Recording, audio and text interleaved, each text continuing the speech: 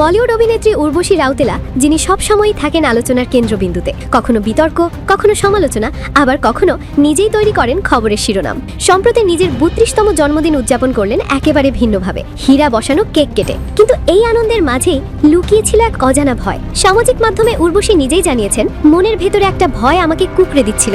হাতে সিনেমা কম থাকলেও বিশ্বজুড়ে বিভিন্ন অনুষ্ঠানে অংশ নিতে ব্যস্ত সময় পার করছেন তিনি। বিশেষ করে মধ্যপ্রাচ্যের দেশগুলোতে রয়েছে তার বিশাল ভক্তগোষ্ঠী। সম্প্রতি দুবাই সহ বিভিন্ন দেশে শো করতে গিয়ে চলমান যুদ্ধ পরিস্থিতি তাকে মানসিকভাবে নাড়িয়ে দিয়েছে। তিনি জানান, কুয়েতে অবস্থানকালে পরিস্থিতি ক্রমেই অস্থির হয়ে উঠছিল। ভারতে ফেরার বিমানে ওঠার সময় সব ঠিক ছিল, কিন্তু আকাশে উঠতেই হঠাৎ এক অজানা আতঙ্ক তাকে গ্রাস করে। আমি ভয়ে কাঁপছিলাম, উদ্বেগ আর চিন্তায় ভরা ছিলাম। সৌভাগ্যবশত তিনি নিরাপদেই ভারতে ফিরে আসতে পেরেছেন। তবে এই অভিজ্ঞতা তাকে মানসিকভাবে নাড়িয়ে দিয়েছে, আর বর্তমান বৈশ্বিক অস্থিরতা এখনো তার মনে ভয় তৈরি করছে। পর্দার ঝলমলে জীবন আর সোশ্যাল মিডিয়ার হাসির আড়ালেও একজন মানুষের ভেতরে থাকতে পারে ভয়, উদ্বেগ আর অজানা দুশ্চিন্তা।